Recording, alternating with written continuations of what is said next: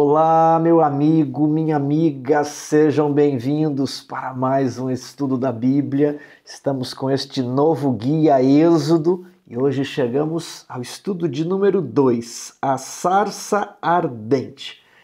E para você que gosta de profecias, eu quero dizer que esta semana estaremos iniciando uma série sobre interpretação profética lá no canal História na Profecia. Você já é inscrito no canal História na Profecia? Ainda não? Então inscreva-se. Essa série tem vários capítulos, eles já estão gravados e editados, e a cada semana um novo episódio será disponibilizado. Tiago, mas é sobre o que esta série? Sobre futurismo, essa ameaça que está querendo destroçar as bases da nossa interpretação profética. Será que você já foi influenciado? Será que você conhece alguém que está flertando com o futurismo? Será que alguns conceitos estão confusos? E olha que a culpa é do tal futurismo. Uma série interessantíssima. Eu vou deixar o link aqui na descrição e também ao final deste vídeo. E agora nós vamos para a nossa suplementação teológica. É o propósito deste canal, que você não fique apenas com aqueles conceitos mais básicos, mas para que você se aprofunde na história, na geografia, nos costumes, na cultura e principalmente na teologia dos livros bíblicos. A Bíblia deve ser internalizada. A Bíblia, quando nós aprofundamos assim, ela passa a ser o livro mais interessante que existe, o livro mais interessante que você já conheceu. Então esse é um oferecimento do Adventismo Vivo, aqui da lição 2 de Êxodo, e este mapa ilustra a possível fuga de Moisés do Egito. Nós, obviamente, não sabemos por onde ele passou. Sabemos que ele saiu do Egito e o texto diz que ele foi até Jetro, o sacerdote, né, de Midian. Então, quando olhamos de onde que Moisés parte, ali está Ramsés, perto de Avares, que era a capital dos Ixos. Ali era a terra de Gósen, no delta do Nilo, uma terra muito fértil. E aí Moisés se dirigiria ao sul, na península do Sinai, e o fim da sua rota está ali, a península do Sinai, onde ele terá aquela visão ou aquele encontro, aquela teofania, o encontro pessoal com Deus, no episódio da sarça ardente. Temos agora a nossa linha do tempo, aqui a cruz de Cristo, indicando que as datas mostradas são antes de Cristo. Em 1875, Abraão recebeu o chamado para sair de Harã. Em 1445, Moisés escreve o Êxodo a partir do Êxodo, não é mesmo? Ele já havia escrito o livro Gênesis quando ele ficou ausente do Egito e agora, a partir do Êxodo, ele vai escrever o segundo livro da Bíblia. Agora preste atenção. No ano 420 a.C., nós temos Esdras e Neemias encerrando o cânon do Antigo Testamento. A Bíblia hebraica Tanar, composta pela Torá, Ketuvim, Neviim, esse acróstico, Tanar, é o nosso Antigo Testamento. Então eles reuniram os livros do Antigo Testamento em um só volume. Quem? Esdras, Neemias. Ali, quem sabe com a ajuda de Ageu, Zacarias, Malaquias. Então essas pessoas estavam envolvidas ali na formação do Antigo Testamento. De Moisés até Esdras e Neemias, veja aí, 1000 anos de Moisés, escrevendo os primeiros livros do Antigo Testamento, até Esdras e Neemias, encerrando o cânon do Antigo Testamento. 1000 anos. E ao longo desses 1000 anos, os livros da Bíblia foram escritos. E como que eles se chamavam na Bíblia hebraica? Eles tinham outro nome na Bíblia hebraica. O Gênesis se chamava Bereshit, no princípio. Por quê? Porque o livro começa assim, no princípio. O Êxodo se chama, né, Shemot. Por quê? Shemot quer dizer os nomes. E o livro de Êxodo começa assim: esses são os nomes daqueles que foram para o Egito, Shemot. Então, na Bíblia hebraica, o Êxodo se chama Shemot. Agora, de onde veio esse nome Êxodo que nós utilizamos? Então, 2 décadas à frente, nós tivemos a tradução do Antigo Testamento para o grego. E essa tradução, essa versão, ficou conhecida como Septuaginta. E ali, na Septuaginta, o Bereshit passou a se chamar Gênesis, origens, princípio. O Shemot passou a se chamar Êxodo. A Septuaginta popularizou o nome Exodus. Agora, o que significa Exodus? Vamos dar uma olhada aqui. Eu tenho a palavra Exodus em grego. Ela é composta pelo ek, ou ex, e rodós. O que significa este prefixo, ex? Ele significa para fora, a partir de. Funciona como uma preposição. Então eu tenho aqui as palavras em português com o mesmo princípio. Exegese é aquilo que você extrai do texto. Exportar são as mercadorias que você retira do país. E extrair, alguma coisa que você tira de dentro da outra. Agora, rodós tem a ideia de caminho, de estrada. E as palavras do nosso idioma, período, peri, que é ao redor, rodós, caminho. Então, ao redor do caminho, eletrodo é o caminho elétrico. E rodovia, já tem uma influência latina aqui, rodós, estrada, rodós, caminho, a via. Então, o que significa exodós?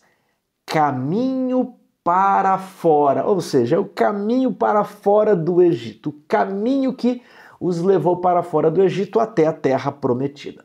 Vamos dar uma olhada então no nome original em hebraico do livro de Moisés, Shemot, nos caracteres hebraicos. Aqui no comecinho eu tenho o Shem e no final eu tenho o Ot. O hebraico se escreve da direita para a esquerda. Shem quer dizer nome. Então, os judeus, quando aparece ali o tetragrama sagrado, eles não pronunciam aquele tetragrama, eles falam Hashem, o nome. Disse o nome a Moisés, vá ao povo de Israel, então eles falam Hashem. Ra é o artigo definido, o e Shem, nome. Então, aqui eu tenho Shem, mais o sufixo plural ot, então nomes. Por isso, Shemot, os nomes. E falando em nomes, eu gostaria de tratar dos nomes dos personagens principais do livro de Êxodo, a começar pelo seu autor, Moisés. Qual é a origem do nome de Moisés? Estamos estudando neste trimestre o livro que em hebraico chama Os Nomes, Eu fico até imaginando quando a pessoa iria à sinagoga e dizia assim: vamos abrir agora a nossa Bíblia no livro dos nomes. Aí abria ali no livro de Êxodo, Então, já que estamos falando de nomes, vamos avaliar, vamos examinar alguns nomes que aparecem no livro de Êxodo. Qual a origem do nome de Moisés? Existe uma teoria de que a origem de Moisés vem do hebraico. Moshe derivaria do verbo machá, que significa tirar, extrair. Agora, essa teoria não é tão aceita. Por quê? Por alguns motivos. Primeiro que machá traz a noção de aquele que tira, é uma ação ativa. Já Moshe na Bíblia, nós temos aquele que foi tirado. Então, o machá não tem esse sentido passivo, aquele que foi tirado. Não, machá é um verbo raro no hebraico, ele teria o sentido aquele que pratica a ação de tirar. Então não combina muito com essa ideia de Moisés que foi tirado das águas. O segundo argumento é que quem deu o nome a Moisés foi a princesa egípcia, então provavelmente não seria um nome hebraico. Agora, vamos ver a teoria de que o nome de Moisés é de uma raiz egípcia. Bem, Mose ou Mes teria o sentido de filho ou nascido de. Vejamos alguns exemplos. Ramsés, ele é o filho de Ra, ou nascido de Ra, o deus do sol. Tutmoses, ou Tutmose, como eu utilizei na grafia em inglês. Ele é o filho de Tot, filho de Tut, o deus da sabedoria. Ele é nascido desse deus, logo ele é filho. Moisés, ele é filho de alguma coisa, filho de alguém. Agora, se o nome de Moisés é de fato de origem egípcia, como nos parece ser, né? Acreditamos nessa teoria, nessa hipótese, então estaria faltando um prefixo, geralmente relacionado a alguma divindade egípcia. Então, o que os arqueólogos, o que os historiadores, os teólogos acreditam? Que como a princesa tira ele das águas do Nilo, e o deus relacionado ao Nilo era o deus Rapi, então o nome dele possivelmente seria Rapi-Moses. Rapi-Moses. E ali, depois, esse nome da divindade sai e nós o conhecemos apenas como Moses, né? Apenas o filho. Saiu a divindade, ficou a parte do filho de. Veja aqui a linha sucessória da 18ª dinastia. Se você está chegando agora, nós apresentamos toda essa linha sucessória no vídeo 1 da lição. Depois você passa lá e dê uma olhada. Então, veja só a segunda parte dos nomes. Ahmose, Tutmose, né? Tutmose 1, 2, 3. É muito parecido com o nome Mose. Eu coloquei ali em inglês também Moses, para ficar correlacionado, para que nós pudéssemos perceber aqui a similaridade, a proximidade. Vejamos agora este texto de Deuteronômio 7:24.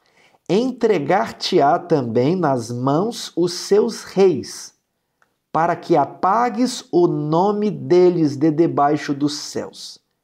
Nenhum homem poderá resistir-te até que os destruas. Veja essa expressão, apagar o nome. O nome para os egípcios, ele era algo muito importante. Então, o nome inscrito sobre os monumentos, ele era muito mais que uma mera identificação do rei. Era a maneira de você se eternizar junto com aquele monumento de pedra. Por isso, eles faziam vários monumentos e colocavam ali o nome dos faraós. E por isso que quando vinha algum faraó inimigo do faraó anterior, como Tutmoses III fez com Hatshepsut, ele apagou o nome dela ali. Eu fico imaginando, né? Eles pegam ali uma marreta, um martelo e um cinzel e vão apagando na pedra a memória do antigo rei, que esperava se eternizar, que esperava nunca ser esquecido, que ficaria para a eternidade juntamente com as pirâmides, ali o nome deles gravado. Quando alguém queria se vingar, eles apagavam o nome dos monumentos. E mais, as pessoas e as divindades possuíam nomes secretos. E esse nome não podia ser revelado, porque se alguém soubesse deste nome secreto, ela teria um certo poder de manipulação sobre a pessoa. Uma outra prática no Egito era escrever o nome do seu inimigo em uma tigela, em um prato de barro. Você escreve ali o nome e depois a pessoa quebraria aquele prato de barro, né, como se fosse lançando algum feitiço, fazendo algum mal para a pessoa. Então, o nome, para além da simples identificação, ele tinha um aspecto de poder da imortalidade. E aí nós vemos o próprio Moisés escrevendo o livro de Deuteronômio, quando Israel, ao vencer os seus inimigos, Israel apagaria o nome desses reis de debaixo do céu, apagando a memória desses reis. Outro uso que Moisés faz dessa ideia está em Êxodo, nosso livro de estudo, Êxodo 32, 32 e 33. Agora, pois, ele está orando a Deus, intercedendo a Deus em favor do povo. Perdoa-lhe o pecado, ou se não, risca-me, peço-te, do livro que escreveste. Que escreveste o quê? O meu nome. Risque o meu nome do livro da vida. O que Deus fala para Moisés? Riscarei. No hebraico é o verbo limpar, é o verbo apagar. Apagarei do meu livro todo aquele que pecar contra mim. Então veja que Moisés, quando queria dizer que alguém foi derrotado, o sentido de apagar o nome, isso aparece várias vezes no livro de Deuteronômio e aparece aqui no livro de Êxodo também. Quando eu era mais jovem, eu ficava me perguntando por que Moisés não nos forneceu o nome do faraó, o nome da princesa que o adotou? Porque Moisés, que viveu dentro do palácio, porque Moisés, que conviveu com todas aquelas pessoas, não deu um detalhe sequer do nome dos integrantes da corte, do nome do faraó que mandou matar as crianças, do nome do faraó do Êxodo? Por que Moisés omitiu tudo? Há uma intencionalidade nisso. Moisés estava apagando o nome desses reis da história. E por séculos, conforme a humanidade perdeu o conhecimento da língua egípcia, por séculos, esses escritos ficaram sem ser estudados. Eles conheciam os faraós citados na literatura grega, mas por séculos, a memória desses reis ficou apagada. Ao Moisés, um dos homens mais importantes da história do mundo, porque Moisés influencia a cultura mundial, ao Moisés não nos fornecer esses nomes ficaram séculos no esquecimento. Agora veja que interessante. Moisés não mencionou o nome dos faraós, mas ele mencionou o nome das duas parteiras. Aqui nós temos uma múmia. Esse provavelmente foi um integrante das cortes. Os faraós, eles tinham essa aparência depois que morriam. Aliás, tem essa aparência até hoje. Moisés poderia ser uma múmia lá no Museu Britânico ou lá no Louvre, em Paris. Tudo que ele poderia ser, se tivesse ficado no palácio, era uma múmia. Mas quem sabe, o nome de Moisés teria sido apagado da história e não chegaria até nós. Ao passo que ele não mencionou o nome dos faraós, ele mencionou o nome das duas parteiras, Sifrá e Puá. Elas não temeram a ordem do faraó, mas foram fiéis a Deus e não assassinaram as crianças. Perceba o paradoxo. Os poderosos tiveram seus nomes apagados, enquanto que as humildes parteiras tiveram os seus nomes preservados no livro dos nomes. E esperamos que os nomes delas também estejam preservados no livro da vida. E mais impressionante ainda, Moisés ele apaga o seu próprio nome. A divindade que, como se acredita, poderia ser Rapimose, filho do Nilo, filho do deus Rapi, ele apaga e fica apenas filho. Moisés é um sobrevivente. Ele é o filho sobrevivente de uma geração de crianças assassinadas justamente no Nilo, Rapi. Ele é o que escapa do Nilo. Ele é o filho. E deste modo também, ele é um tipo, ele é um prenúncio do Filho de Deus, que quando veio, Satanás tentou matar Jesus, destruindo as criancinhas de Belém. Mas eis que o Filho do Homem, o filho da mulher, o filho de Eva, pisou a cabeça da serpente. E assim como Moisés libertou o povo da escravidão, assim como o Filho tirou Israel do Egito, Jesus nos liberta da escravidão, do pecado. Vamos estudar agora o nome mais importante que aparece no livro de Êxodo, que é o nome de Deus. Este aqui é o tetragrama sagrado, Yud, Rei, Vav, Rei. Nós podemos transliterá-lo para o português assim, YHWH. Como é que se lê isso? Não tem como ler, não é mesmo? São 4 consoantes. As vogais estão faltando. E olha o que aconteceu. Os judeus têm o seu alfabeto consonantal, são apenas consoantes. E aqueles pontinhos que aparecem são auxiliares de leitura, eles não são propriamente vogais. E por mais de 1000 anos, os judeus não pronunciaram o nome de Deus. De modo que quando chegou na Idade Média, ninguém mais sabia qual era a pronúncia do nome de Deus. Eles apenas viam o tetragrama. E sempre que os judeus se referiam a Deus, eles pronunciavam Adonai, né?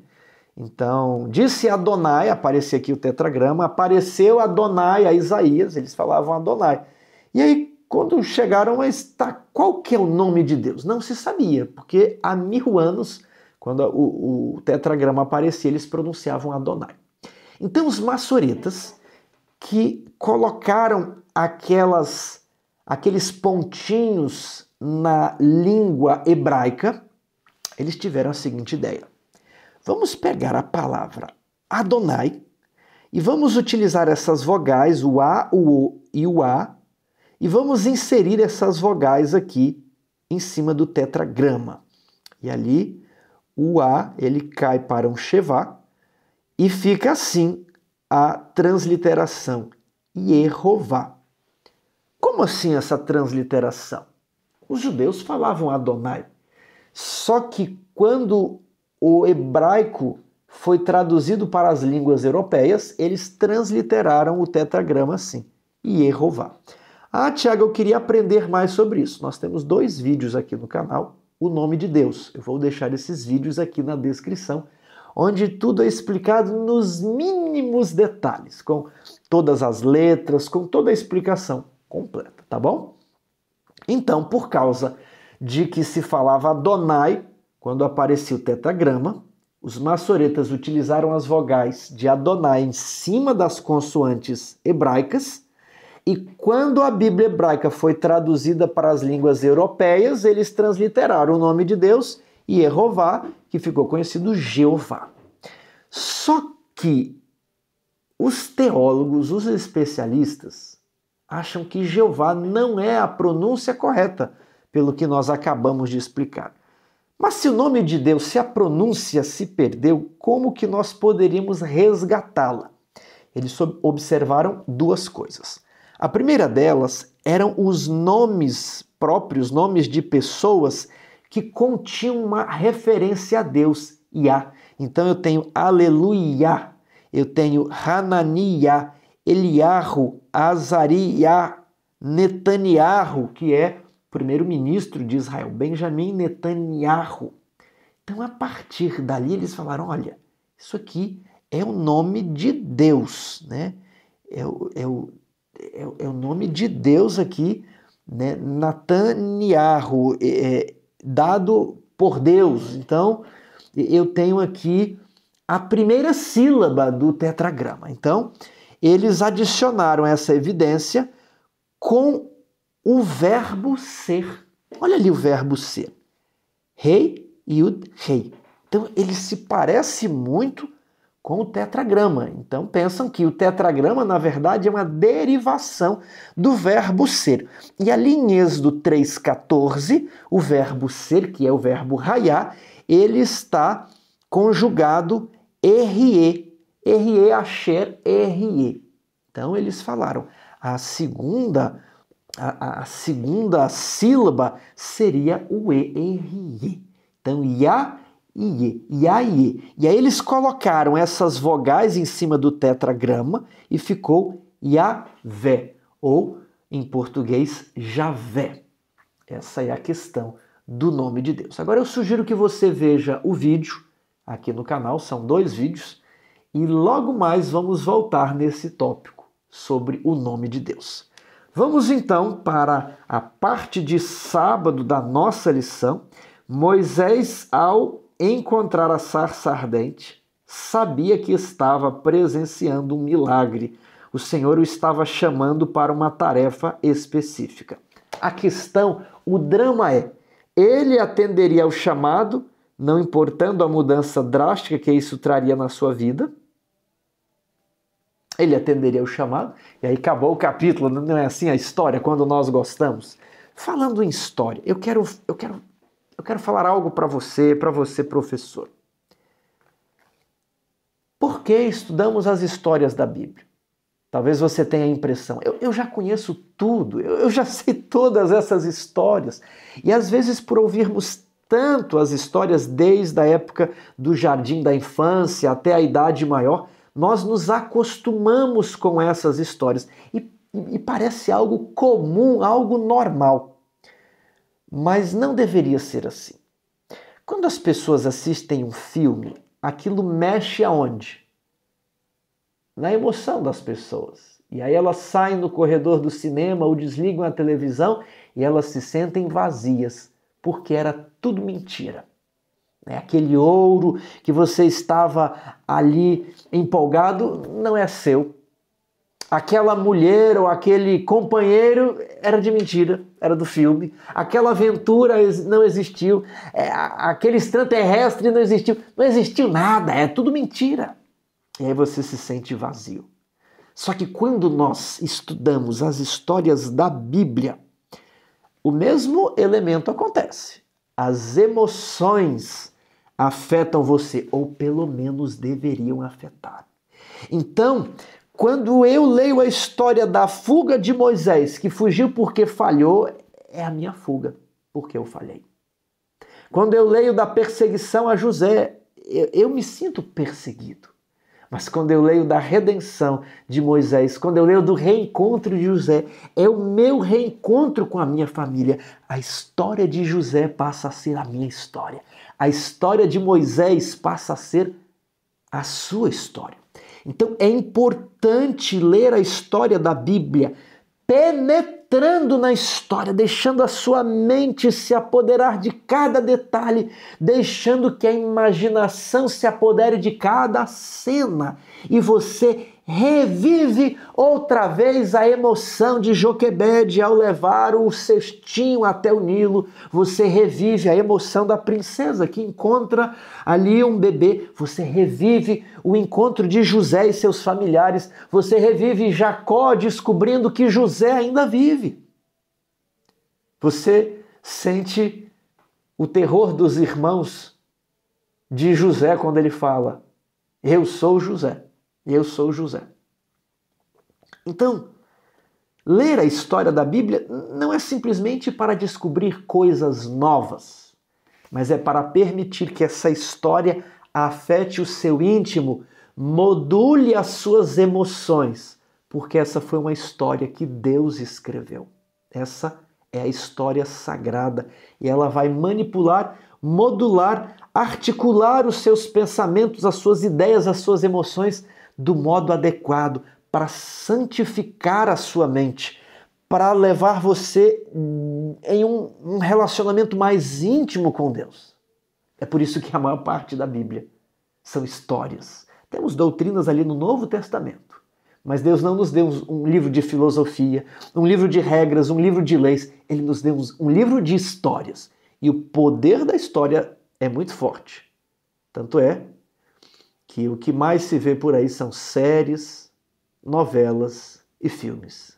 Histórias, mas essas não foram escritas por Deus. E falando em histórias, eu quero mostrar aqui para você algumas histórias que eu gosto. Samuel Morris, uma história incrível de um rapaz na África que se tornou um missionário. Eu não posso contar. Essa história é incrível. Você vê isso aqui tudo na editora Luz do Mundo. A cruz e o punhal. Como que criminosos em Nova York se converteram. Ato conjugal. Orientação sexual equilibrada, clara e sem rodeios. Um manual completo para o casal, né? Aproveitar os privilégios do casamento. E esse aqui, fogo no parquinho. Esse aqui é para os namorados. Não deixe, né, o fogo pegar ali no parquinho. Não viva abrasado, como diz o apóstolo Paulo.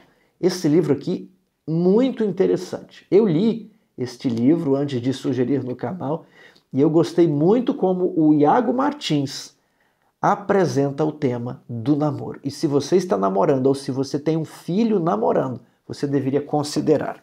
Livro para você ler com as suas crianças.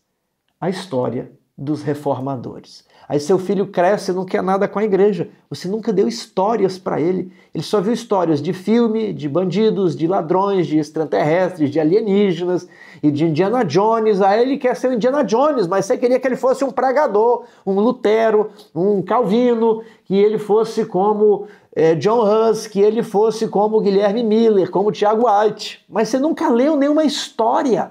Não tem nenhuma história de cristãos, de missionários, de líderes de orfanatos, de líderes de movimentos religiosos. Leia histórias com seus filhos. Aqui eu tenho uma lição do Jardim da Infância. Tem 2 do Rol do Berço. Temos 2 de adultos. As últimas 2. E as últimas 2 de jovens. Corra enquanto é tempo aqui na editora Luz do Mundo. Nós preparamos com muito carinho esse material, esse suplemento teológico. Se você acha que vale um like, deixe aqui o seu gostei, compartilhe esse vídeo, envie no grupo da igreja. Eu deixo sempre aqui a abertura e os slides. É para você usar, é de graça. Mas se você quiser ajudar o canal também, você pode ali e ver os livros que nós estamos oferecendo, que são para o seu benefício. Vamos então, parte de domingo. Depois que Moisés fugiu para Midian, ele teve uma vida relativamente fácil. Ele era um anônimo. Ele se casou, teve 2 filhos. Qual o nome dos filhos? Gerson e Eliezer. Isso ilustra o que estava na cabeça dele. Gerson, peregrino. Peregrino em terra estranha. Estrangeiro. Era isso que ele se entendia. Eu era um hebreu, eu era filho da filha do faraó, eu estava no Egito, agora eu não sou mais nada. E depois, Eliezer, Deus é o meu auxiliador. E Moisés entrou no anonimato de um homem tão poderoso, escolhido pelos reis da terra, escolhido pelo rei do céu. Agora ele é um mero pastor de ovelhas. Ele se casou com Zípora, a filha de Jetro. E ele estava ali, acreditamos, na península do Sinai. Midian ficava depois do Golfo de Acaba, ali como você pode ver nessa ilustração aqui. Será que na península do Sinai era considerado Midian? Nós não sabemos. Talvez Moisés estava lá na Arábia também. Nós não sabemos. Acreditamos, eu acredito, que ele estava ali na península do Sinai. Mas essa localização geográfica de Midian, ela é incerta. Ela é assim, esse lugar para onde Moisés fugiu é uma incógnita, nós não sabemos. Então Moisés estava ali, casou-se, teve filhos, aí ele passou 1 ano cuidando de ovelhas. Depois ele passou 2 anos, 3 anos, 4 anos, 10 anos, 15 anos. Eu estou com 15 anos, eu faço 15 anos de casado este ano. Aí passaram-se 20 anos, 30 anos, 35 anos. E Moisés pensava, um dia eu fui o libertador do Egito. Minha mãe me pôs no cestinho, eu morei no palácio. São só memórias, tudo passou. Nunca verei minha família. Ele enterrou o passado. O passado lhe era doloroso. Eu matei um homem. Quem sabe Moisés via os olhos do egípcio que ele matou. Ele não deveria ter matado o homem. Ele o matou em legítima defesa, defendendo o israelita, mas não era assim que Deus queria. E agora, de repente, o Senhor se apresentou a Moisés por meio da sarça ardente. E como é que Deus se apresentou a Moisés? Vamos dar uma olhada aqui em Gênesis capítulo 3, verso 1. Aliás, em Êxodo capítulo 3, verso 1. Apareceu-lhe o anjo do Senhor numa chama de fogo do meio de uma sarça. Moisés olhou e eis que a sarça ardia no fogo e não se consumia. Então disse consigo mesmo: irei para lá e verei essa grande maravilha. Vendo o Senhor que ele se voltava para ver, Deus do meio da sarça o chamou e disse: Moisés, Moisés. Ele respondeu: eis-me aqui. Deus continuou: não te chegues para cá, Moisés. Tire as sandálias dos pés, porque o lugar em que estás é terra santa. Disse mais: eu sou o Deus do teu pai, o Deus de Abraão, o Deus de Isaque e o Deus de Jacó. E a pergunta: qual é a relevância desse fato? Eu sou o Deus dos teus antepassados. E eu prometi a terra de Canaã aos teus antepassados.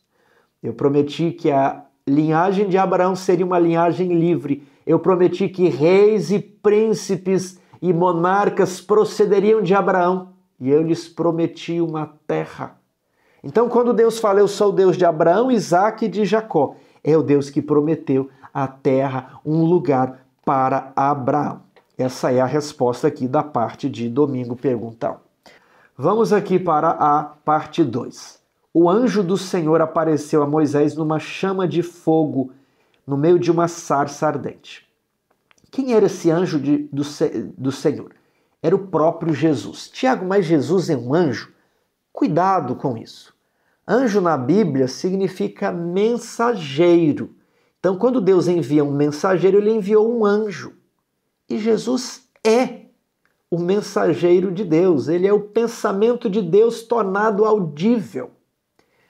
Então, quando falamos anjo do Senhor, nós devemos entender mensageiro do Senhor. E não necessariamente um homem com roupas brancas e duas asas voando.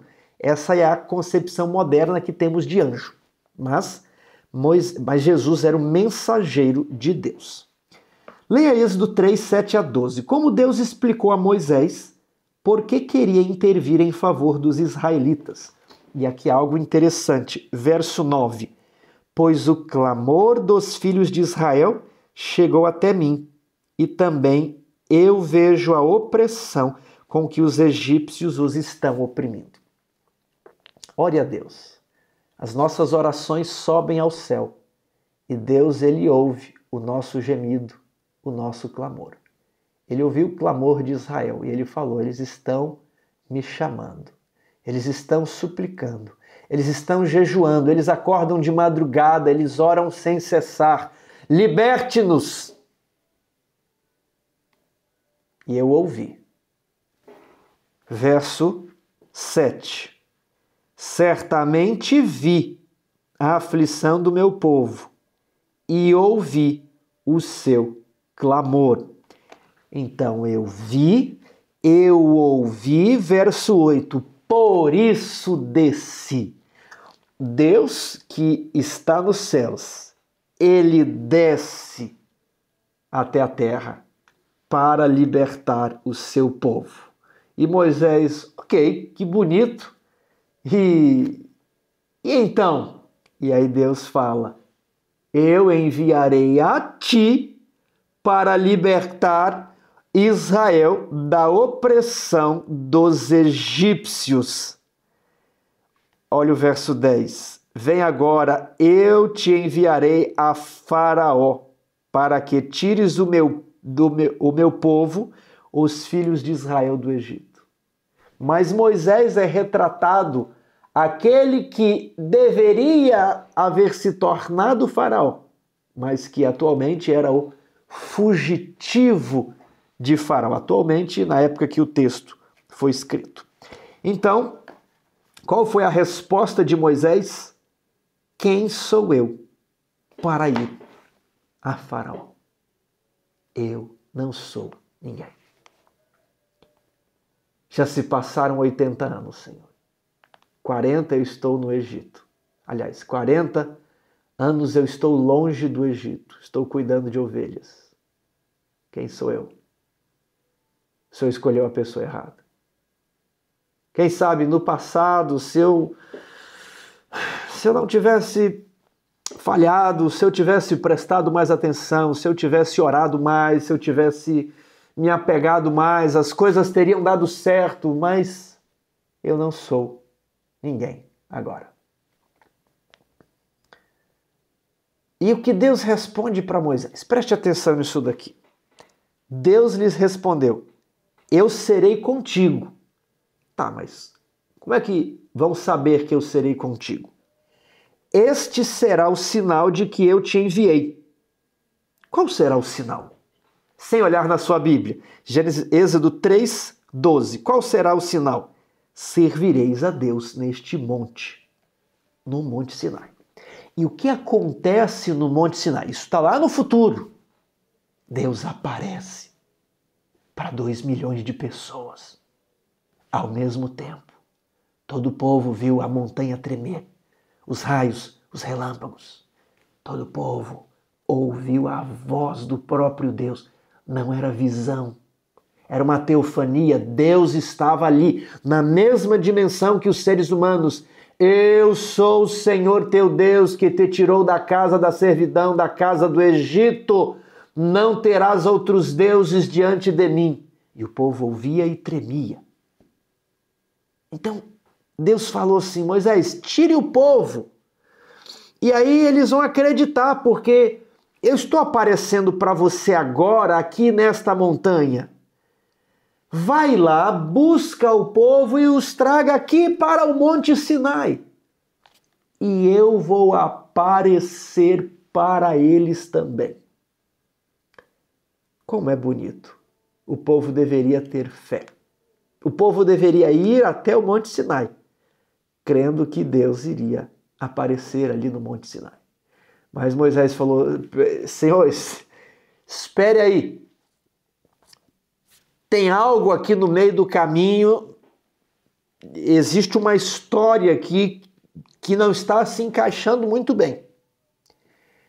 Eu vou lá falar com o povo, mas eu vou falar em nome de quem?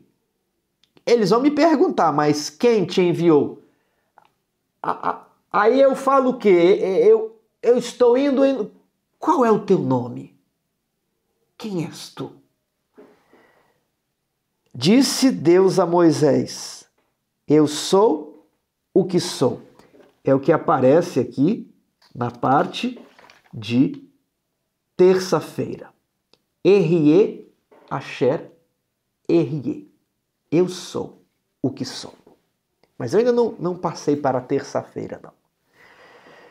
Disse Deus a Moisés: eu sou o que sou, assim dirás aos filhos de Israel: o eu sou me enviou a vós outros. Disse Deus ainda a Moisés: assim dirás aos filhos de Israel: o Senhor, o Deus de vossos pais, o Deus de Abraão, o Deus de Isaque, o Deus de Jacó, me enviou a vós outros. Este é o meu nome eternamente. E aqui no verso 15 aparece o tetagrama, o qual nós já comentamos. A mente de Moisés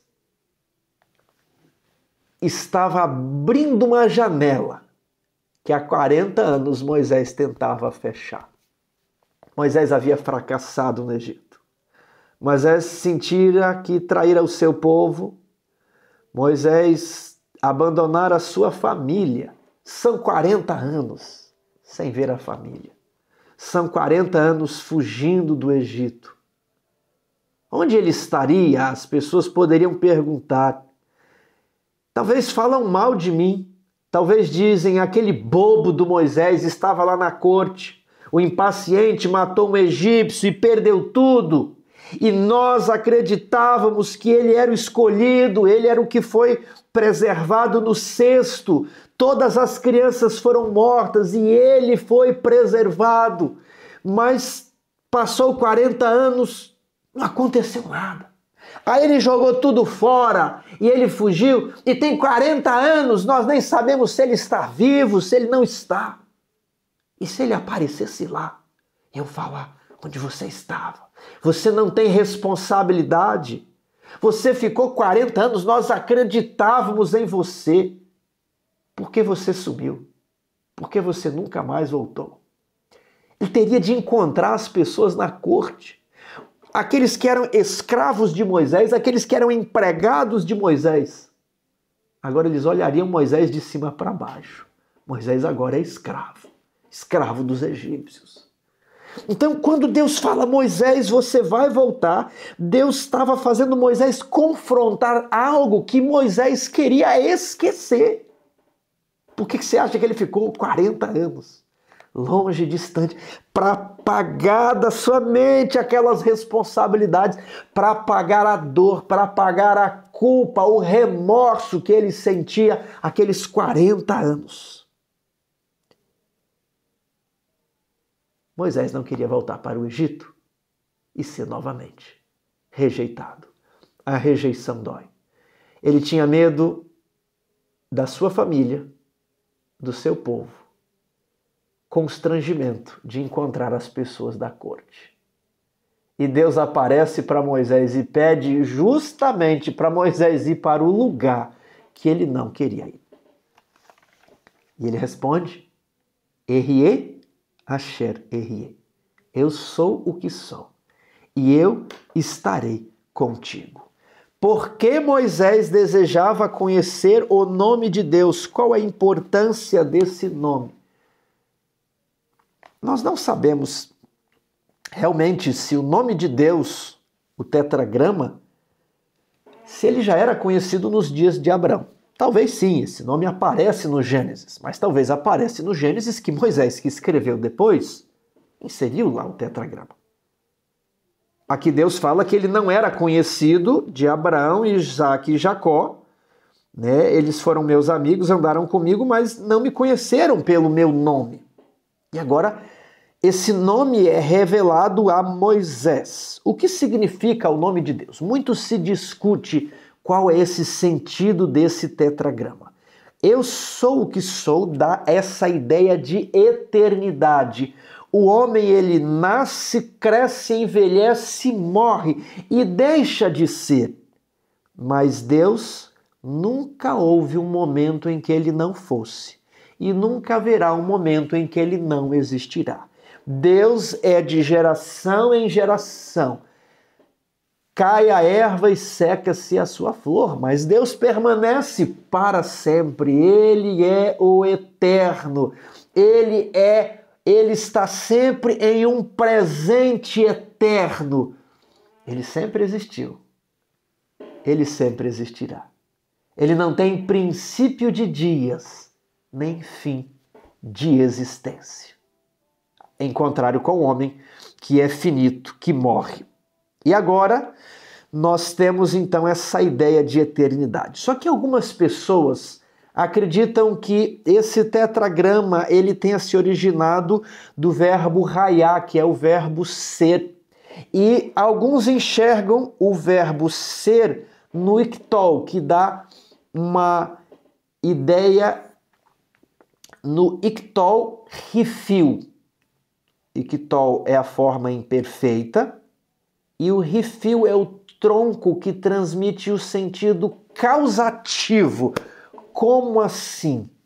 Deus é aquele que faz ser. Deus é aquele que causa a existência. Deus é aquele que faz acontecer. Quem é o que faz acontecer, o que traz as coisas à existência, o que causa o universo?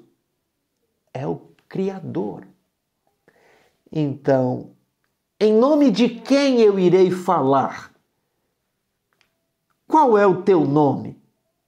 Eu sou aquele que é eterno, sem princípio de dias nem fim de existência. Eu sou o que sou e eu sou o Criador.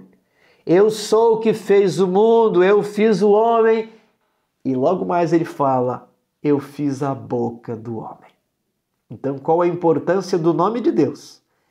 É um nome eterno, ele é transcendente, ele é imanente, ele está no lugar alto e santo, mas também com o contrito e abatido de espírito. Conhecer ou invocar o nome do Senhor não é um mero ritual místico. Proclamar o seu nome significa ensinar a verdade sobre Deus e a salvação. Ensinar o seu caráter. O nome de Deus é o seu caráter. Ele oferece aos que vão com ele. Todo aquele que invocar o nome do Senhor, a pessoa do Senhor, o caráter do Senhor, será salvo. O Criador, esse Deus, superior a todos os deuses do Egito. Havia vários. Quem é que te enviou Moisés? O Criador. Ele é o que criou tudo, inclusive criou os anjos, que ali, cada anjo agora está simulando uma divindade no Egito. Quarta-feira, 4 desculpas. Que sinais o Senhor ordenou a Moisés que ele realizasse para fortalecer sua posição como mensageiro? Preste atenção. Êxodo 3:11. Quem sou eu? E aí Deus fala para Moisés, Moisés, não se preocupe com você, eu vou aparecer ao povo também. Depois, Êxodo 3:13. Qual é o teu nome? Quem és tu? E ele fala, eu sou o eterno, eu sou o Criador. E por fim, respondeu Moisés, Êxodo 4, verso 1. Não crerão em mim. Não vão acreditar.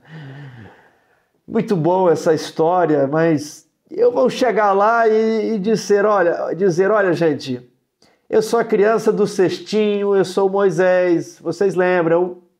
Eu morei 40 anos no palácio e não fez nada, não resolveu o nosso problema, né, Moisés? Mas agora eu tô 40 anos lá no deserto e vocês não sabem o que me aconteceu. Vocês acreditam que Deus me apareceu? E se fosse você? Entre na mente de Moisés, é o que eu estou propondo. Você vai chegar, depois de estar 40 anos desaparecido e falar, olha, vocês sabiam que Deus me apareceu? Com 80 anos de idade, Deus me apareceu. Moisés falou, não vão acreditar em mim. E eu até penso que se fosse comigo, eu diria a mesma coisa, não vão acreditar em mim. Se eu falar na igreja que Deus me apareceu aqui no meu quarto, não vão acreditar em mim. E aí Deus falou, tudo bem, aquele sinal que eu vou fazer lá no Monte Sinai, eu ainda vou fazer.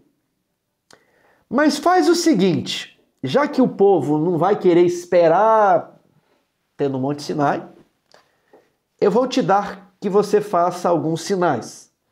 Primeiro, você vai lançar esse cajado no chão. Quando ele cair, vai virar uma serpente. Aí você pega, ele vira um cajado de novo. Vão acreditar em você. Se não acreditarem neste, você vai colocar a mão assim dentro da roupa, você vai tirar e ela vai ter lepra, e todo mundo vai fugir de você, porque você vai estar leproso, aí você lepra, aí todo mundo... Aí você coloca de novo a mão, e não tem nada. E se não acreditarem nem nesse? Aí Deus falou, então você vai pegar a água do Nilo e você vai transformar as águas em sangue. Interessante, não é? E aí quando nós vemos aqui em Êxodo 4, verso 30, Moisés e Arão fizeram os sinais à vista do povo. Que interessante. Esses milagres, os milagres eles são importantes, sim, e a importância dos milagres era fazer com que o povo cresça em Deus, porque Deus é sobrenatural. Se eu chegar na igreja dizendo que Deus me apareceu, ninguém vai acreditar em mim, esquece, não vão acreditar. Então Moisés precisava fazer algum sinal E o povo então iria, realmente alguma coisa aconteceu. Quando Jesus Cristo vem à Terra, Jesus Cristo também faz milagres. E um milagre de Jesus, o primeiro sinal, o primeiro milagre, é lá na festa de Caná, quando ele transforma não água em sangue, mas ele transforma água em vinho. Jesus é o novo Moisés. Em muitas coisas a vida de Jesus se parece com a vida de Moisés. Então, vamos continuar. 4 desculpas. Quem sou eu? Quem és tu? Não crerão em mim. Depois, Êxodo 4:13. Então disse Moisés ao Senhor: Ah, Senhor, eu nunca fui eloquente, nem outrora, nem depois que falaste a teu servo, pois sou pesado de boca e pesado de língua. Respondeu o Senhor: Quem fez a boca do homem? Ou quem faz o mundo? Ou surdo? Ou que vê? Ou cego? Não sou eu? Não sou eu que faço o olho, o ouvido, a boca, a língua? Moisés, se eu sou o Criador, se eu sou aquele que era, que é e que há de ser, se eu fiz Adão, se eu fiz a terra, os céus, eu que fiz o rio Nilo, se eu fiz tudo, você acha que eu não posso fazer você falar em língua, a língua que você quiser? Eu posso. Mas aí Moisés já não tinha mais o que dizer.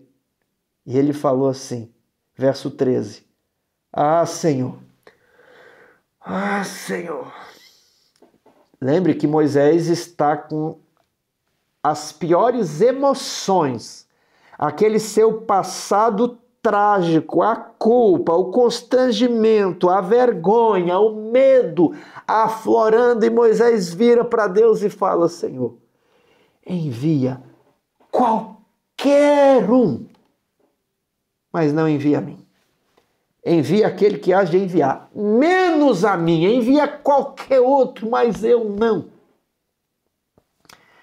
Então se acendeu a ira do Senhor contra Moisés e disse: Não é Arão o levita teu irmão?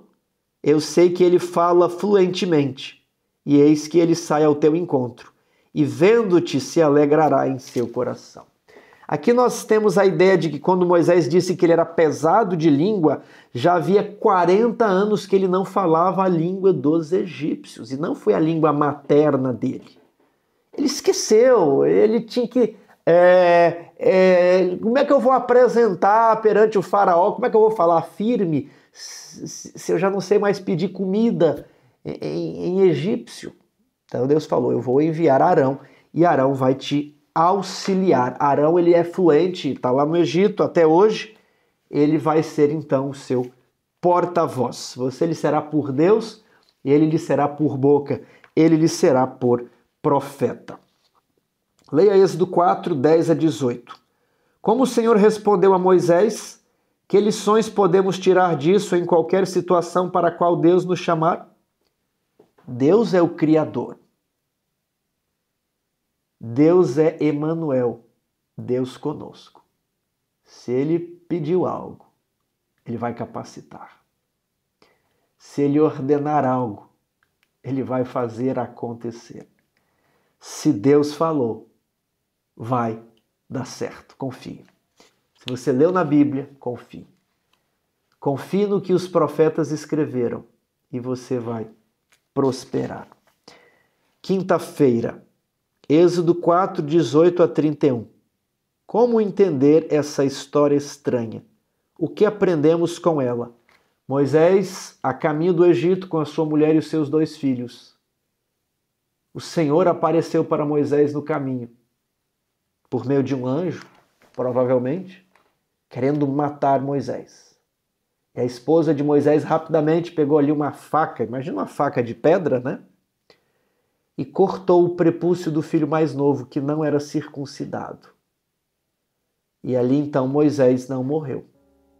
E ela pega aquele prepúcio e fala: Tu és para mim um marido sanguinário. História estranha. Primeiro, a história não está completa, né? 2 3, 4, 5 versos narrando uma história, nós não temos muito contexto.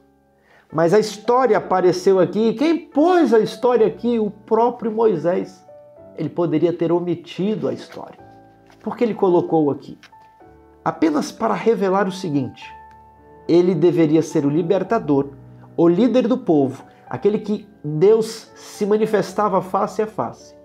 E Moisés negligenciava deveres conhecidos. Talvez você esteja negligenciando deveres conhecidos, que às vezes envolve voltar para o passado, abrir uma janela que você já fechou há 40 anos. Talvez você precisa se reconciliar com alguém. Você precisa perdoar alguém. Talvez é um ex-cônjuge.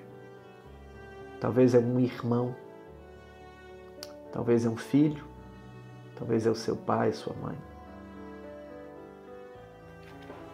Você não deve negligenciar deveres conhecidos, como Caim, e esperar o favor de Deus. É claro que a graça preveniente de Deus está com todas as pessoas. A graça estava com Moisés, mas ele não podia chegar de qualquer maneira no Egito. Assim também Deus tem uma missão para você. E às vezes essa missão envolverá tudo o que você gostaria de que Deus lhe desse, menos a missão. Talvez você está falando: Senhor, envia qualquer um, mas eu não. Senhor, me peça qualquer coisa, menos isso que o Senhor está pedindo. Às vezes a experiência de Moisés também será a sua experiência. Talvez você apagou um passado, está há 10, 20, 30 anos em outra ocupação. Mas Deus está chamando você para o primeiro amor. Ele está chamando você para aquele chamado de quando você tinha 15, 20 anos de idade, quando você se batizou a primeira vez. Deus está querendo que você volte. Você vai acertar o que você fez de errado. E Deus vai redimir a sua vida. Deus vai corrigir as suas falhas. Deus vai consertar o seu passado para lhe dar um futuro glorioso, como foi o futuro de Moisés. Moisés é um dos homens mais importantes da Bíblia, não só da Bíblia, da sociedade, da humanidade.